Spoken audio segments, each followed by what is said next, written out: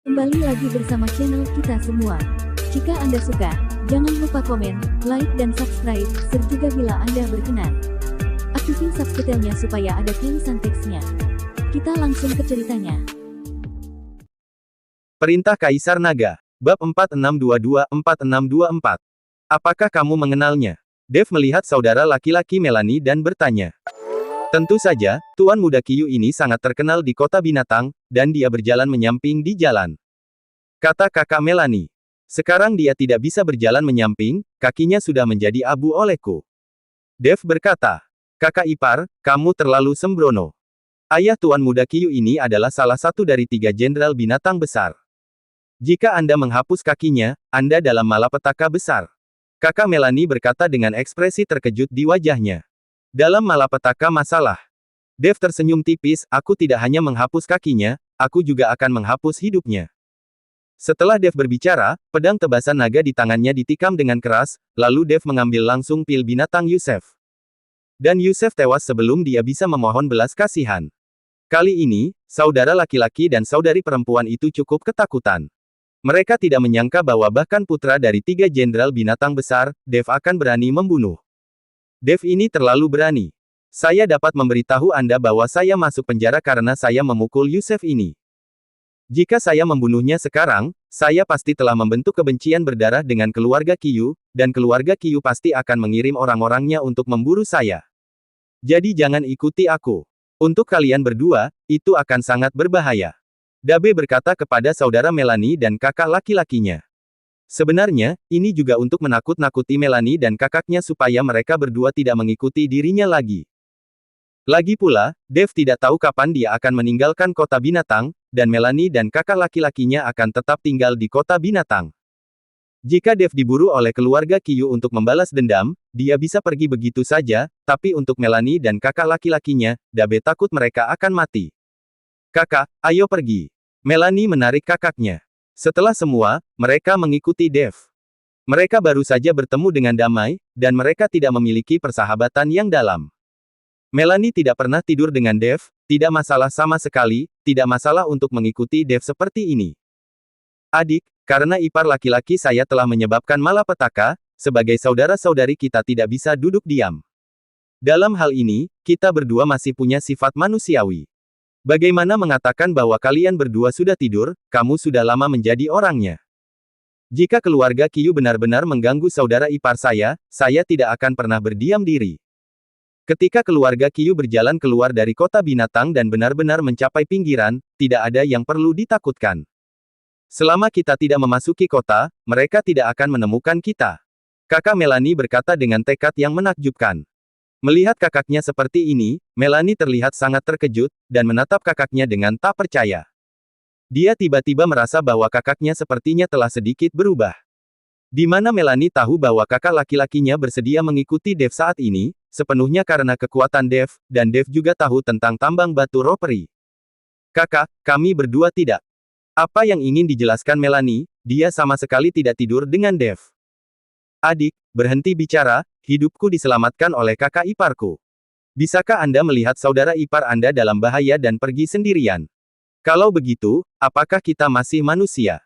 Melanie tidak bisa berbicara dengan apa yang dikatakan kakaknya secara langsung. Jika Melanie membantah, dia bukan manusia lagi, dan dia tidak memiliki hati nurani. Setelah Dev melihat ini, dia juga tahu bahwa akan lebih sulit baginya karena 2 orang ini mengikuti dirinya daripada dirinya naik ke langit, jadi dia berkata tanpa daya, baiklah, kalian berdua ikuti saya, tetapi jangan tertinggal terlalu jauh. Jauh dari saya, jika tidak, ketika ada bahaya, saya tidak dapat membantu. Saudara ipar, jangan khawatir, saya sangat akrab dengan hal ini. Bahkan jika seseorang ingin memburumu, aku bisa membawamu bersembunyi. Kakak Melanie menepuk pundaknya untuk meyakinkannya. Dengan senyum tak berdaya, Dev hanya bisa membawa 2 orang ini ke arah selatan kota. Setelah berjalan sejauh 100 mil, Dev benar-benar melihat sebatang pohon yang menjulang tinggi. Ini seharusnya menjadi tempat yang dikatakan rese. Dev berjalan bersama 2 saudara-saudari ke kaki pohon besar, tetapi tidak ada yang ditemukan, yang membuat Dev merasa sedikit terkejut.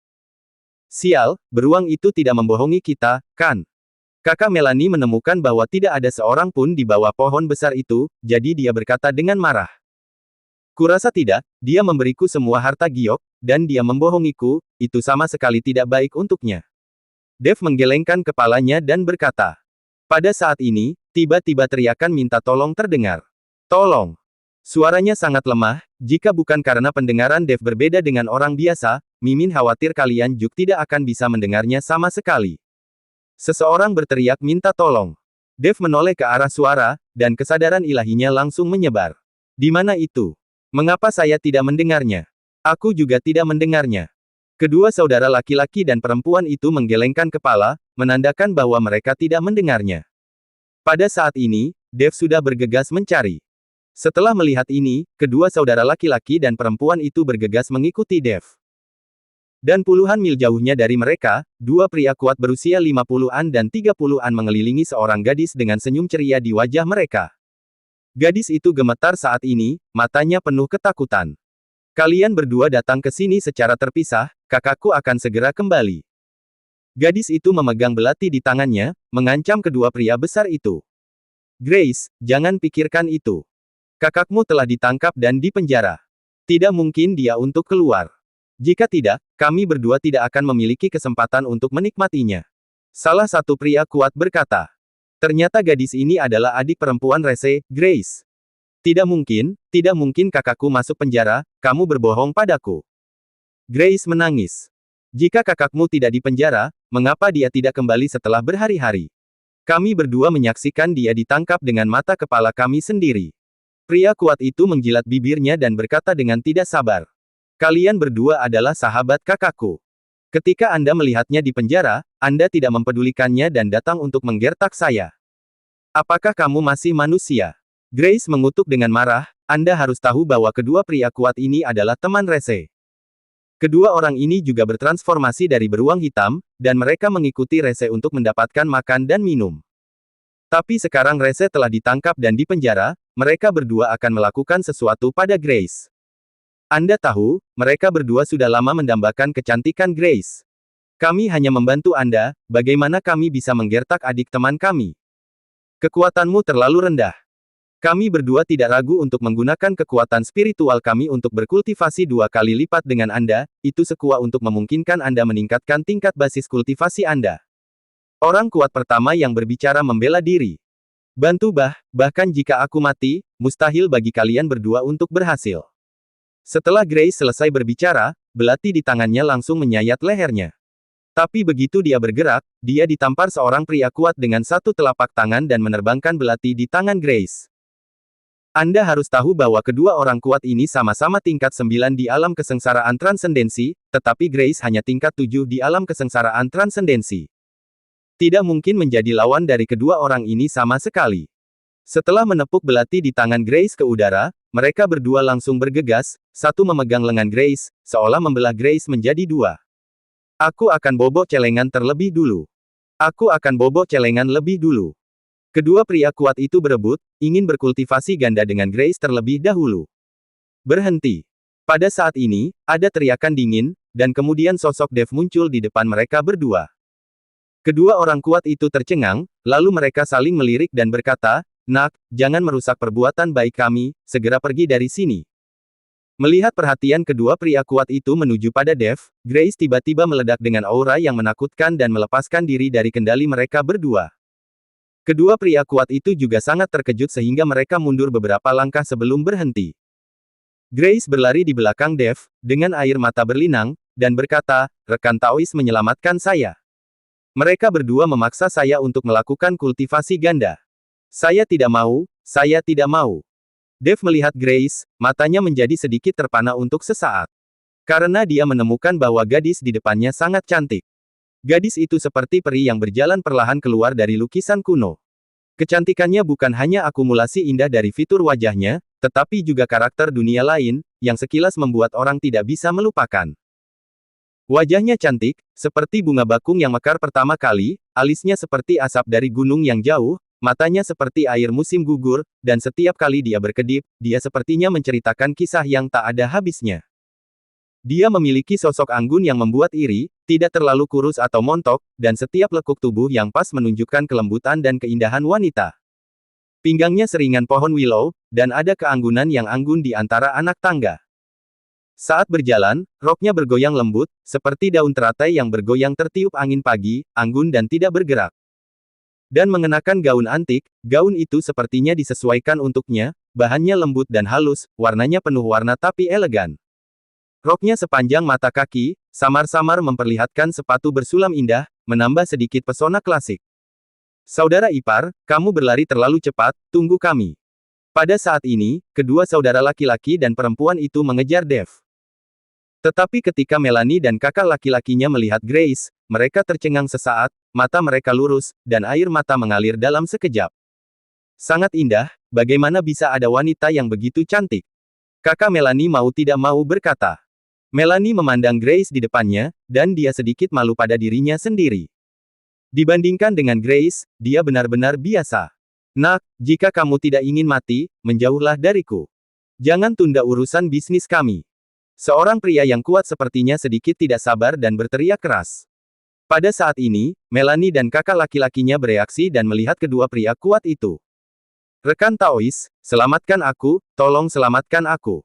Ada air mata di mata Grace, itu sangat menyedihkan. Gadis, jangan takut, aku akan melindungimu. Kakak Melanie tiba-tiba berdiri di depan Grace dengan ekspresi lurus di wajahnya. Setelah Dev melihat kakak Melanie, dia tidak bisa menahan senyum dan berkata, bisakah kamu mengalahkan mereka berdua? Kakak Melanie memandang kedua pria kuat itu, lalu menggelengkan kepalanya dan berkata, aku tidak bisa melakukannya, kan? Jika Anda memukul mereka berdua, itu pasti mudah. Kakak Melanie telah melihat kemampuan Dev, jangankan hanya biksu tingkat 9 di alam kesengsaraan transendensi, bahkan mempermainkan biksu tingkat 4 di alam Mahayana, itu juga mudah dan menyenangkan. Terlebih lagi, banyak biksu dari keluarga Qiyu baru saja terbunuh. Anda harus tahu bahwa para biksu itu memiliki kekuatan alam Mahayana. Kamu benar. Dev dengan senyum tak berdaya, kakak Melanie ini ingin menjadi seorang pahlawan untuk menyelamatkan kecantikan, tetapi dia harus membiarkan Dev yang melakukannya. Sial, biarkan ibu mertuamu dan ibu mertuamu ingin mati, kan? Salah satu pria kuat itu sangat kesal dan langsung bergegas ke arah mereka. Dev bahkan tanpa melihatnya, dia melambaikan tangannya dengan santai, dan dalam sekejap kekuatan besar tiba-tiba melonjak dan menjungkir balikkan orang kuat itu. Tubuh pria kuat itu jatuh dengan keras ke tanah, memuntahkan darah, dan dia tidak bisa bangun untuk sementara waktu. Berurusan dengan biksu dengan level yang sama, Dev tidak repot-repot melihatnya. Ibarat Dev menabrak seekor semut, itu benar-benar tidak ada bedanya. Ketika orang kuat lainnya melihat ini, dia tercengang. Dia tidak pernah menyangka bahwa biksu tingkat 9 di alam kesengsaraan transendensi dan memiliki tingkat kultivasi yang sama dengan mereka dapat mengalahkan mereka dengan mudah. Ini luar biasa. Pria kuat itu membungkuk, meraih rekannya dengan santai, lalu dengan cepat melarikan diri. Dev tidak mengejarnya, lagi pula, tidak ada kebencian yang mendalam, tidak perlu membunuh semuanya. Terlebih lagi, Grace tidak mengenalnya saat ini. Melihat Dev dengan santai melambaikan tangan kedua pria kuat itu, mata Grace terkejut, dan matanya sedikit berubah ketika dia melihat Dev. Cantik, jangan takut, saudara ipar saya telah mengusir orang.